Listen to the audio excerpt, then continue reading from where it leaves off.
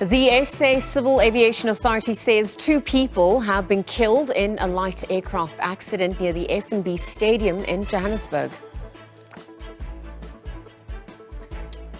We speak to ANC Free State IPC spokesperson Opa Khwabane about the provincial conference that's set to take place this week. And matric results will be released this week.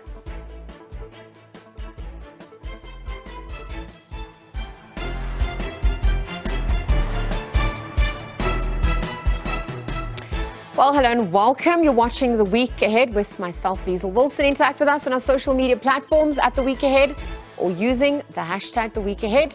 Let's get straight into it.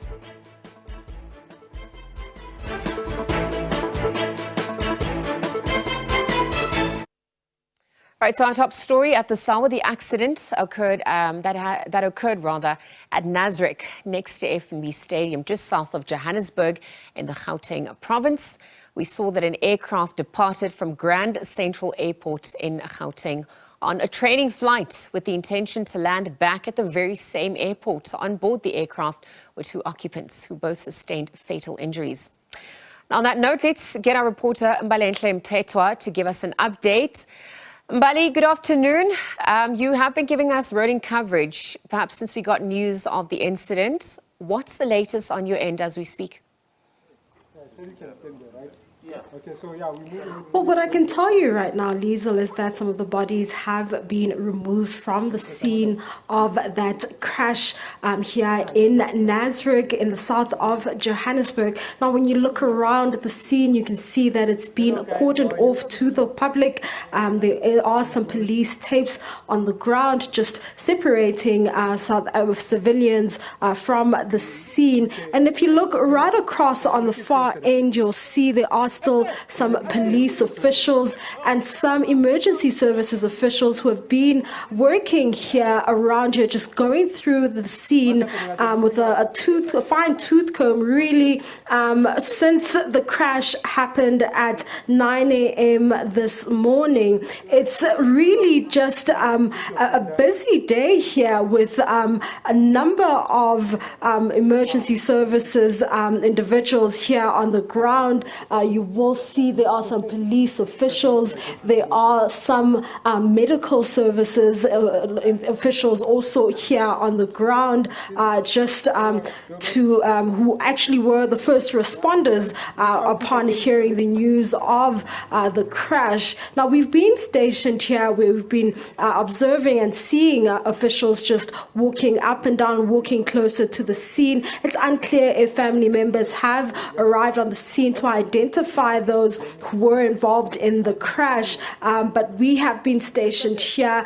We are still waiting for that update from police as well as the spokesperson for emergency services. It's unclear if we will be getting an update from the South African Civil Aviation Authority, the police or EMS at this stage, but we are still waiting to just get an update. And all we have to go by at this stage, and as you have mentioned in that intro, is that statement that we got from the South African Civil Aviation Authority, which confirms the death toll at 2, as well as the fact that this was a student on board and an instructor who had left or taken off from that airplane, that airport, with the intention of returning to the same spot when that incident took place. It's back to you in studio for now. All right, thank you very much for that update. Mbalenhle Mthethwa, a report on the ground.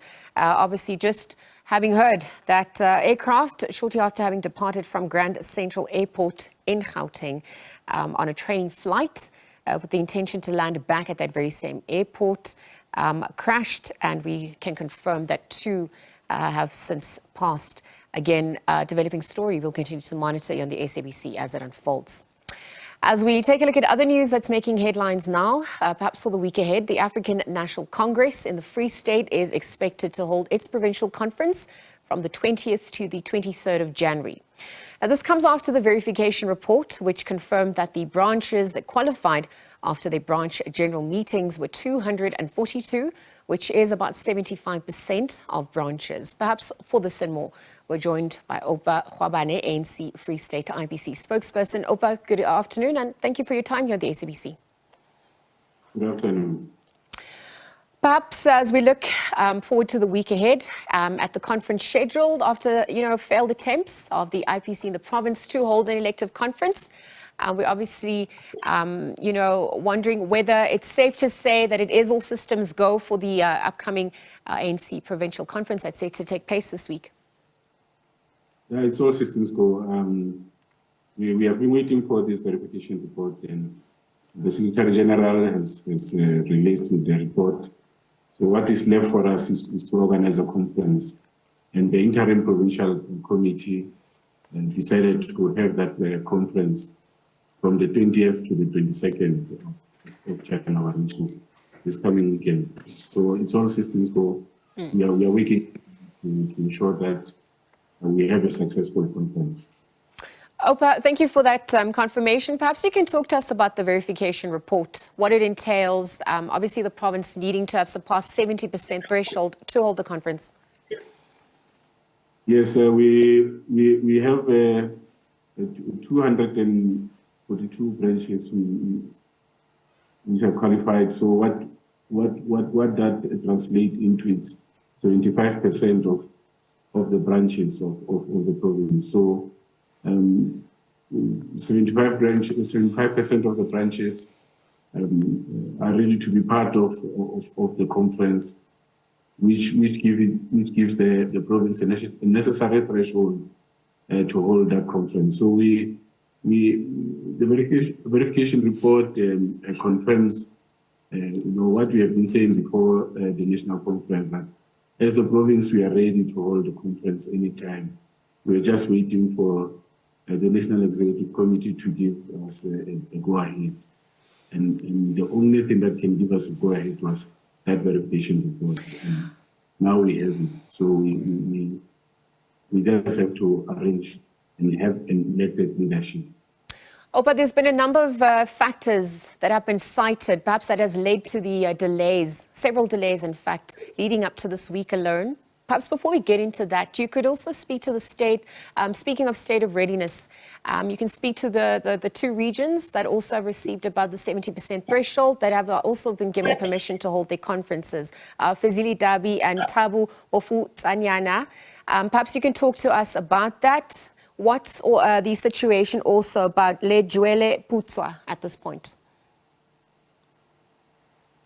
The two conferences that we had last year, regional conferences, was the one of Legion Putswa, and these other regions had not reached the threshold. Now, when this final verification report was released, it then gave a go-ahead also to Tabu Mufuzanyana and Fezile Dabi to have their regional conferences. So as the interim provincial committee, we then resolved to have the provincial conference, and the new leadership, the provincial leadership, will then work to ensure that these two other regions have their own regional conferences. And obviously the last one will be Kharib, because Kharib is still lagging behind. So, Opa, then on the back of what you've just spoken about, we've seen that tensions and factions, that those dynamics playing out, perhaps being cited as contributing factors to the delay.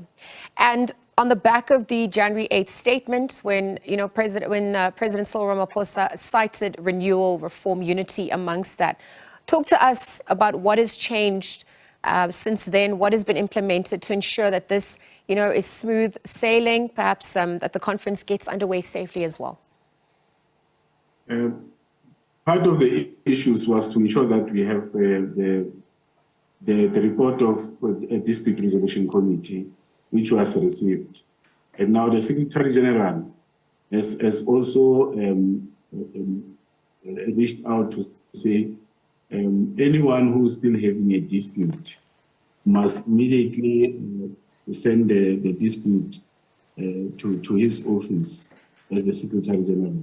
so that if there's any other thing that people still feel that needs to be attended to, can then be attended to before the conference. So those are some of the things that have been done to ensure that we have a smooth conference. But like any conference which is going to elect leadership, you would always find a conflictual situation, people not being happy with this or that.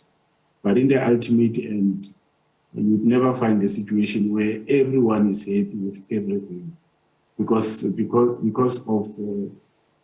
the position that the ANC hold, which is that the ANC is in power. So any leadership position in the ANC means something to some people. So that's why any elective conference of the ANC will always have this conflictual situation. Sure. Whilst there are differences amongst individuals, at the end of the day, it's about coming out stronger with a unified voice that I think, has come to the fore, where people question if that is really being achieved. But on the back of January 8th statement that was issued by the president last week, I just also want to look at, as this conference gets underway, we saw at the ANC's conference, if issues of vote buying did come to the fore, there was a strong message to deter delegates from participating in that regard. And I wonder what message you have for those participating during this week. No, the message that we have is that let's put our mind to ensure that we work towards having a successful conference.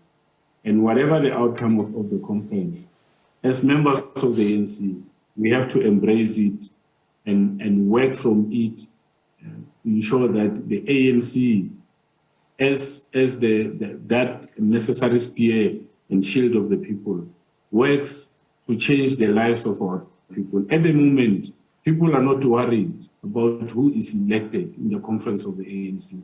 People are not worried as to what happens in the conference of the ANC. People are only worried that such conferences must bring changes to their own lives. They are faced with a lot of challenges, especially challenges of service delivery. And those are the key things that really have to drive us as the members of the ANC to ensure that we have a successful conference.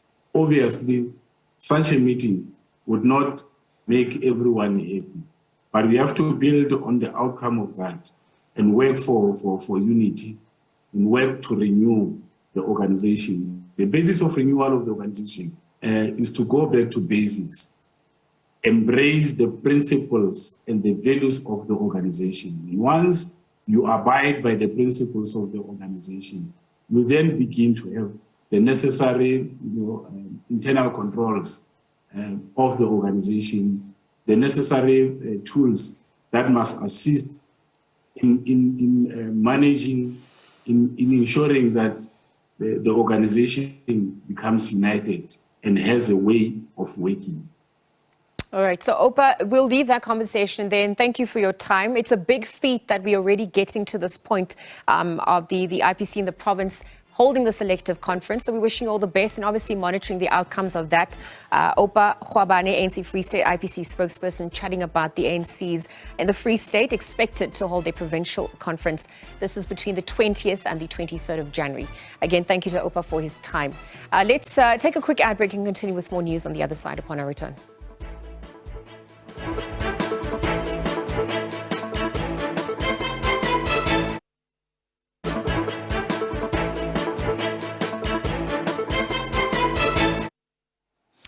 All right, welcome back. We continue with more news. Now you're watching The Week Ahead with myself, Liesl Wilson.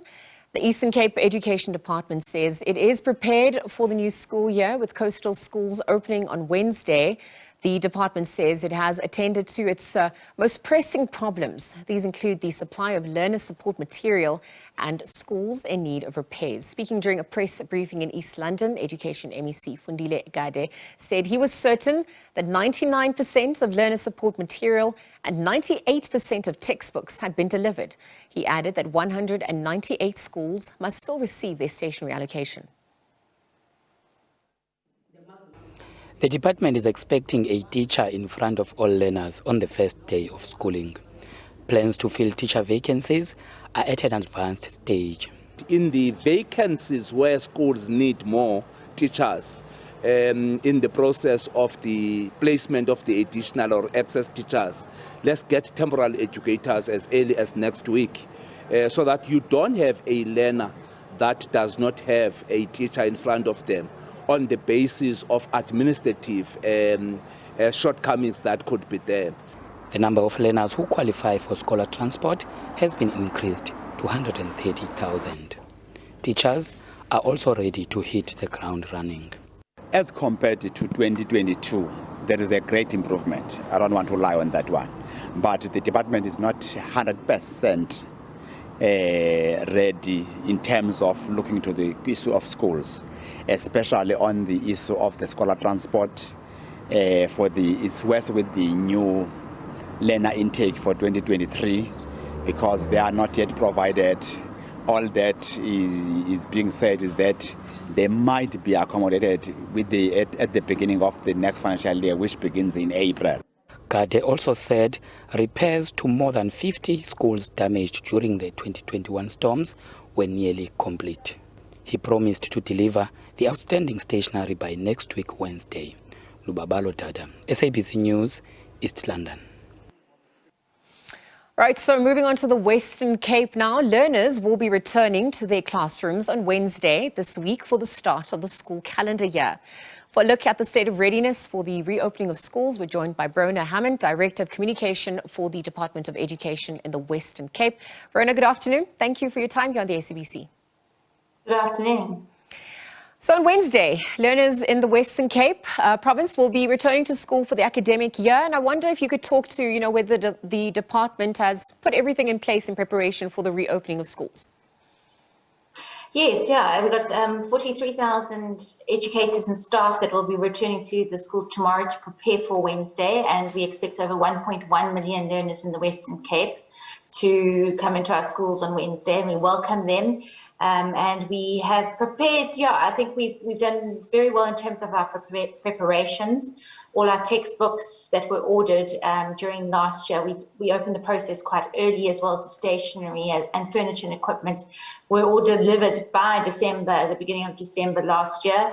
And we just now look to see what we need to do to mop up any situations, any additional learners or demands in schools when learners arrive. Speaking of which, should the department be faced with an influx of learners, what plans do you have to deal with that situation?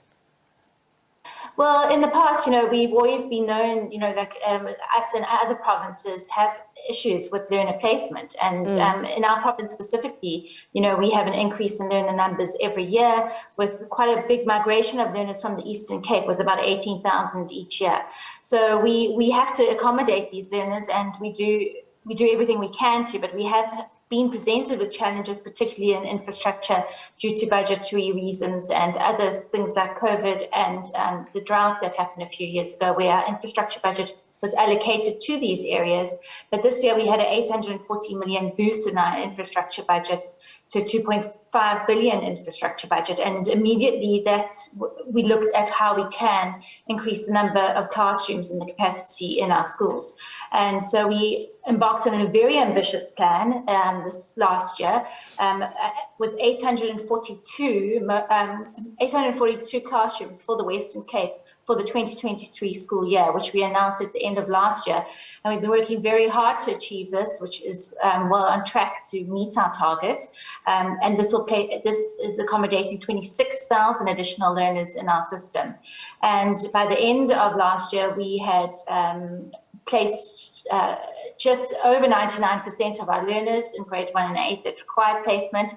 But obviously we are expecting some late applications that will come in on Wednesday and throughout the month of January, which we will need to accommodate, that's for sure. Well, speaking of late applications, for parents who still wish to apply for their children to perhaps attend different schools, what is the procedure in that regard? Yeah, sure. The best procedure is to phone our district office. pitching up in a school uniform is not the answer. It is to get onto our placement list so we know that you exist and that we know where you live, what grade you require, and so forth, so that we can assist you.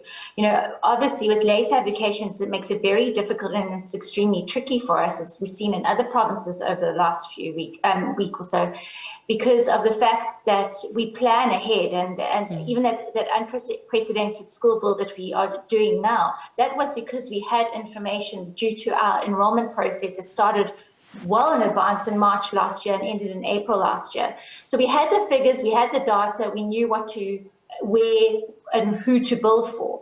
But now with late applications, you do not know where they will be residing, what grades, what ages, what language preferences that they will require, and even subject choices, which does play a role. So it does make it quite difficult, but we are committed to placing every single learner. We just ask that we have patience from parents when we place their learner because of the late application. It does require some time to do so.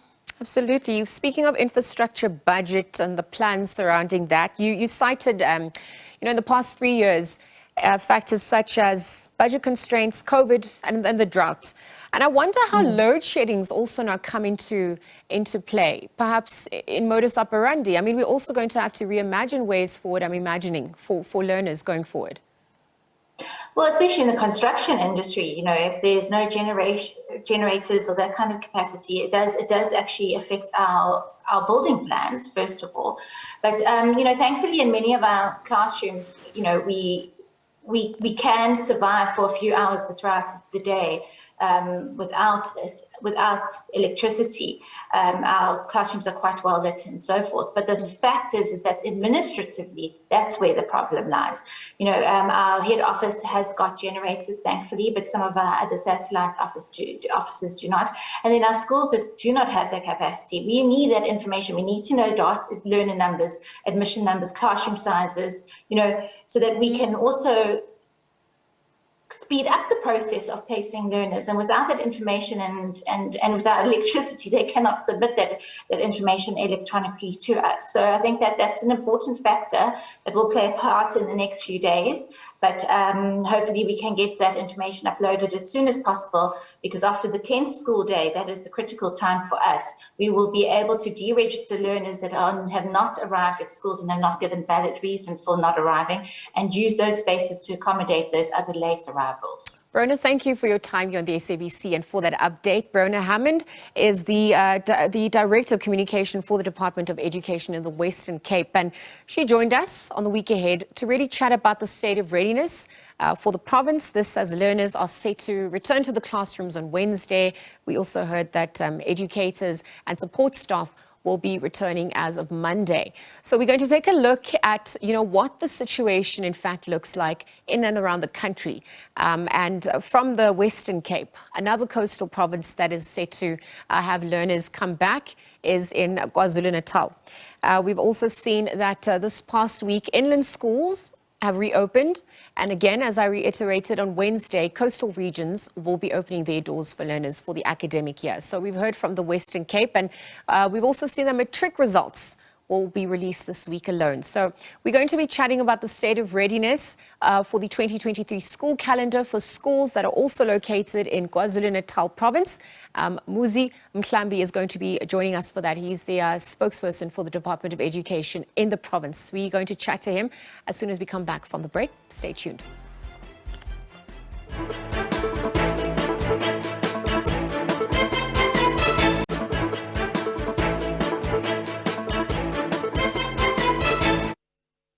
Welcome back. We continue now with other news. The family of the slain ANC councillor in Mkondo, Mpumalanga Sibonelo Ntshangase, is still trying to come to terms with his killing. Ntshangase, together with 2 other men, were shot at by 3 unknown men at a certain house in a township in Mkondo on Friday night.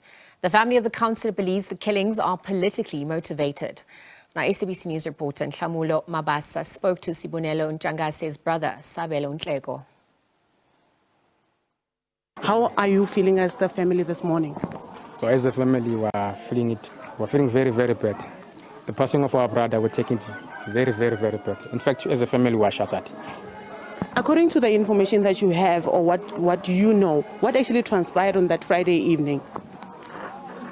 From what I know, from what I've heard, according to the informant, there was 2 guys passing by the street at Mtlang's residence, where my brother was at that time of his killings. They just went down and they come up straight and they fired shots, several shots, multiple shots. That's what happened. Do you by any chance suspect that this might be politically motivated? Indeed, it is politically motivated. Why are you saying so? Please elaborate. Ever since the political situation in Kondo is not stable at all. We are being hunted. They want to kill us all. Every ANC councillor, every ANC member who's active, there's death around us that is following us. Do you know who might be behind these killings by any chance? No, I can't mention people's name. In fact, I know, but I can't mention people's name. But there's only one guy who is killing us in Mkondo, and his intention is to finish us all. In other news, next week promises to see a slew of local economic data. Internationally, we can expect consumer inflation data coming out of the US and the UK. Global inflation took center stage last year, rising to 40-year highs in some countries, with central banks, including South Africa's, often tackling the problem with higher interest rates. Next week promises to be data-rich, providing a short-term signal of how the local economy is faring. Mining production data for the month of November will be out. This sector, along with others, has been hampered by ongoing power blackouts, while transportation constraints at Transnet have also negatively impacted production. Retail sales data have been steadily slowing in the last reported months on an annualized basis, this being a reflection of consumers struggling with the higher cost of living. Next week, we'll get an update on November retail sales, the month of Black Friday sales, where we'll get a sense of the extent to which consumers took advantage of the discounted prices that were on offer. Importantly and topically, the December consumer price inflation data will be released. The November print slowed to 7.4% from 7.6% in October. However, food and non-alcoholic beverages, housing and utilities, as well as transport, have kept inflation elevated. There's been a hope of a steady deceleration in consumer prices.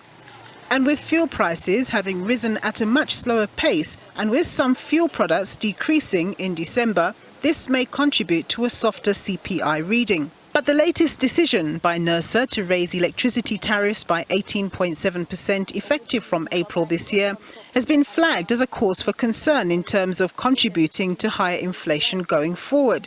All these economic developments come in the context where there are worries about global economic growth, which would adversely affect South Africa's fortunes. One of the big things that are on investors' minds at the moment, I think, are just considering the growth slowdown that we are seeing globally.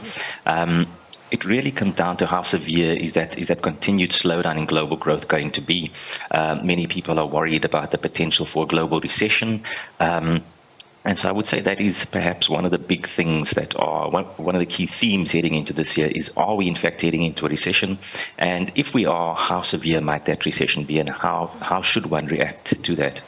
The general consensus among economists has been, even though South Africa may have reached the peak of inflation last year, and despite the economy operating at subpar, it's likely that the Reserve Bank will continue to hike rates this year, perhaps at a slower pace, in order to arrest any price instability. Nompumelelo Siziba, SABC News, Johannesburg.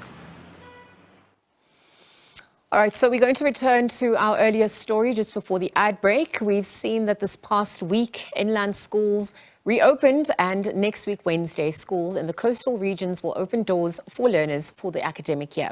Matric results will also be released this week, but perhaps to talk more about the state of readiness for the 2023 school calendar for schools in KwaZulu-Natal province, we're joined by Muzi Mahlambi, spokesperson for the Department of Education in the province. Muzi, good afternoon, and thank you for your time here on the SABC. Muzi, if you can hear me, we are obviously exploring the state.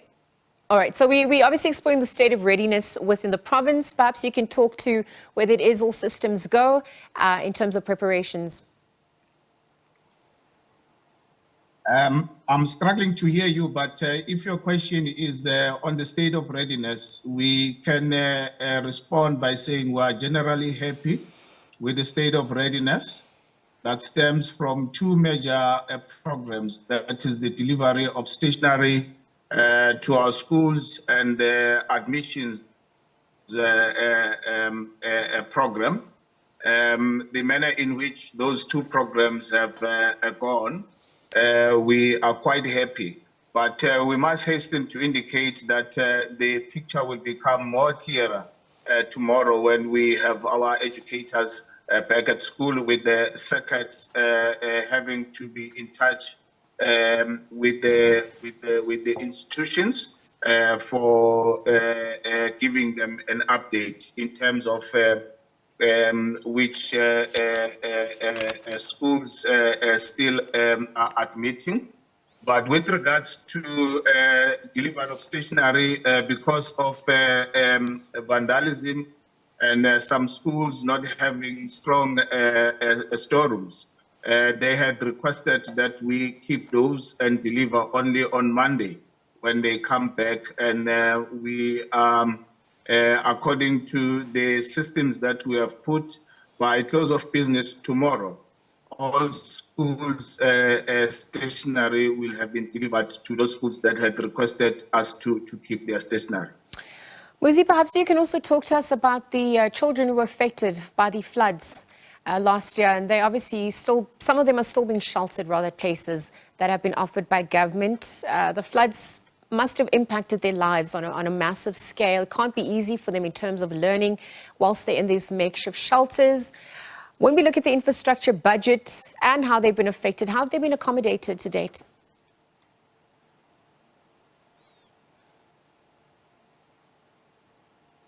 Those children, we had traced them to where, and we placed them to the nearby schools where they were temporarily placed. Now that their circuit offices are also doing that, we have a list of them, and we know where they are, and we know which schools we are going to place them near where they have now been relocated to. All right, so then as part of contingency plans in dealing with late applications, there's obviously a factor which relates to an influx of learners from rural areas, perhaps coming from Durban, for example, because of various reasons. If that's the case, what's the department's plan to deal with such? Yes, we do have a plan in place. We closed the admissions processes in September, but we did announce that as from September until the end of when schools were closing, we're going to be dealing with mop-up with the district admission committees, having to attend to those special cases. And over the holidays, we were still doing that. But the preliminary reports that we have now is that we have already admitted 210 grade 1 learners and 240 grade 8 learners.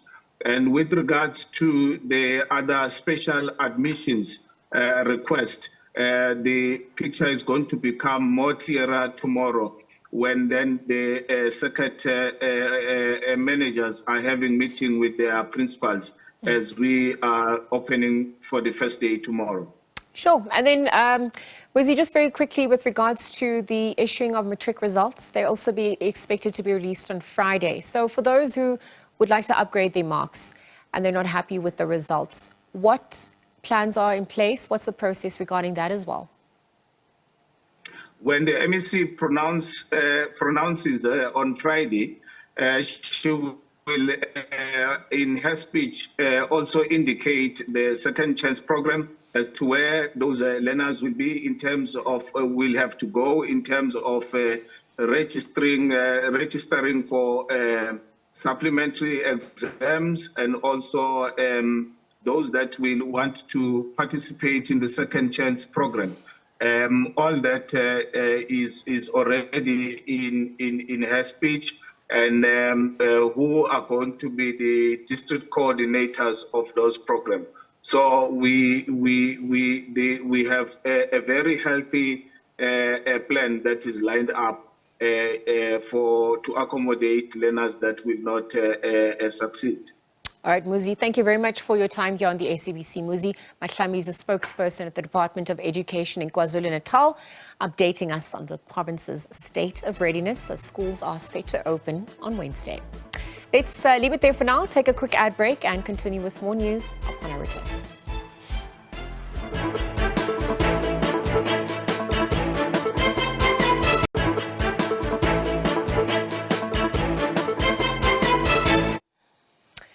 All right, welcome back. The week ahead continues. Tomorrow, the 17th of January, marks the 62nd anniversary of the assassination of the first democratically elected leader of the Congo, Patrice Lumumba. With the support of the Belgian security agents, Lumumba was captured and executed by a firing squad. Perhaps for this and more, we're joined by Mbele Gazombisi, is an Afrocentric essayist and social commentator. Very good afternoon, and thank you for your time here on the SABC. Thank you for having me, and compliments of the new year to you, Lisa. Thank you so much, Veli. Same to you. We're obviously looking at, perhaps to understand where we're headed. It's very important to understand where we come from. So much so that obviously tomorrow, we're marking the 62nd anniversary of the assassination of Lumumba, only because we want to understand the historical significance of this and perhaps look at ways of, restoring our agency as a continent and as a people of Africa. So thank you for your time here on the SABC. I perhaps want to get this in context. And by looking at the assassination of Lumumba, there's a historical importance of what transpired. There are many factors, but perhaps with the global context that it took place, perhaps you can relay that history for us before we continue. All right, yes. So perhaps to start is by making a very profound statement, right? So one of the greatest black leaders of the 20th century, Malcolm X, in an interview said of Lumumba, and I quote, "He is the greatest black man to ever walk the African continent," close quote. That was Malcolm X. Now, in terms of the historical significance of Lumumba, a couple of factors are important to understand. Is that first, Lumumba was born in what is considered to be the richest country, not just on the African continent, but in the world, right? The DRC or Congo. Two, Lumumba's political activism also sought to undermine two important imperialist projects. One was, if we understand, for instance, the DRC was previously known as the Belgian Congo, which meant that Belgium had control over Congo. But this was a decision of a meeting that was held in Germany, in Berlin, between 1884 to 1885, what is commonly referred to as the Berlin Conference. It is that conference actually, right, that took the decision to give Belgium to King Leopold II, the DRC rather, to King Leopold II. And the first country to endorse that decision was the United States. This was in the 1800s. But the second issue to understand, which is equally important, is that Lumumba's assassination or his emergence also thought to disrupt, right, the project which was agreed to in the Berlin Conference, which was called the Scramble of Africa, and in particular Africa's resources. And that was central to him being assassinated, right, because he sought to undermine the whole project of European colonialism on the African continent. Yeah, absolutely. And so much so that it had ripple effects for Congo itself. We can see the state of the country to date. Whilst Lumumba, primarily was fighting for national unity and independence, he also wanted to see economic independence and really promote Pan-African solidarity. Mm-hmm. How would you weigh in on the impact that his assassination had on Congolese politics? Yes, absolutely. So, to understand the place of blackness or the state of the African continent today, it is important that we understand how important the Congo is, right? To just give you an example, the mineral wealth of the Congo is estimated to be between 25 and 100 trillion US dollars. That is untapped mineral wealth. Now, what this means, Liesl, in reality is that through the Congo alone, the DRC, right, we can fund the reconstruction of the whole African continent.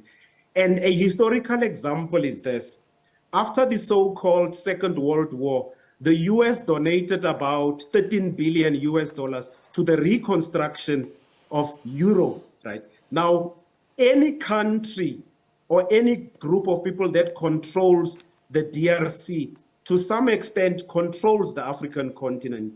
Now, the ripple effects of Lumumba's assassination has been, for a period of almost 50 years, you have had successive governments that were put in place to facilitate the project of Africa's plunder. People like Mobutu, for instance, who was in charge of the DRC for almost 30 years and had all sorts of bank accounts across the world, and they facilitated that.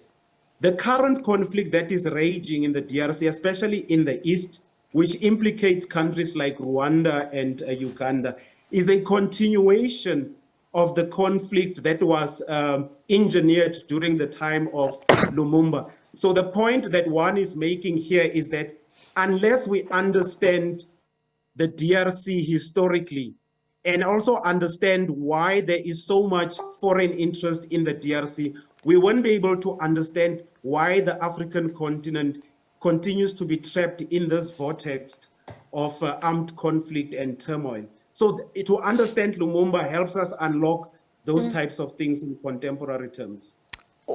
Absolutely. And the question then is, what would his overall legacy as a nationalist leader have meant for the Congo and for the continent at large? Perhaps we can look at it, look at his political identity through a decolonized lens. Certainly. And you must also understand that Lumumba can also be said to be one of the pioneers of the concept of decolonization in the second half of the 20th century. Remember, he was very close with the founding leader of independent Ghana, Kwame Nkrumah. In fact, he attended an important conference in 1958, the All African People's Conference, where things like what we today call African Liberation Day, right, were conceived. Lumumba was a big part of it. In fact, even the fact that we had the Organization of African Unity, Lumumba had a major contribution to that. Now, from a decolonization perspective, right, Lumumba's legacy forces us to ask deep and very discomforting questions about whether or not the goal of African liberation or decolonization has been achieved. Simply put, Lumumba's legacy forces us to ask, is there, as we speak today, a country in Africa that can claim to be independent, right? And if not, what needs to be done to ensure that the ideals for which people like Lumumba lived and died for get achieved, so that Africans can achieve true sovereignty and independence? And that's, for me, one of the fundamental questions that his legacy forces us to ask. Yeah, no, definitely. And it's also, come to the fore one. Well, his assassination and his life story has brought to the fore other issues that need to be addressed. We've got the issue of resilience. We've got the issue of repatriation, which, is a conversation that needs to happen across the continent, including South Africa. And with the returning of Lumumba's tooth, yes, how would you weigh in on that? What portal has that opened? What more needs to be demanded and done to also preserve his legacy, but also ensure that we don't just talk, action is also taken? Action is taken, yes. So the first thing we must talk about, and I'm glad you mentioned that, the only thing that the Belgians returned last year in June was Lumumba's gold tooth, which was in the possession of a Belgian police officer, Gerard Soute, right, who's the guy who actually extracted Lumumba's tooth on his assassination. And it is important to mention how this tooth was actually extracted, that after Lumumba, Joseph Okito and Morris Mpolo, it's important that we mention those two as well because the three of them were assassinated together. Lumumba's tooth was extracted after his body was exhumed almost the following day because he was buried in a shallow grave. And his body was then chopped to pieces and then dissolved through sulfuric acid. And this is why today the only thing that survived is that tooth. The bigger conversation, right, is not so much about his body or that tooth, is that in our history, if you go to the museums, the universities, and the palaces of many of Europe's capitals, the skulls and other body parts of African kings and queens are still there. So the return of Lumumba's tooth reminds us of the bigger conversation that we must have with the French, the Portuguese, the English, the Germans, about the body parts, the skulls of people like Uyintsaka Kauta, right, one of our kings, people like Kgosi Mpolokeng Jainki, one of our kings as well, who were beheaded by the British, and their heads are still missing today. Dedan Kimathi of Kenya, whose body, you know, the last time I checked, we still don't know where Dedan Kimathi's body is. But in the South African context, there are over 300 cases of the Truth Commission, which some of them involve missing people. That recently a decision of the High Court, South Gauteng High Court, was that those cases should be pursued. So one of the things we learned from the Lumumba's example is that we should also in the South African context pursue the cases of missing people who went missing during the time of the National Party and other colonial governments, because that is for me the bigger conversation that opens for us as Africans on the continent.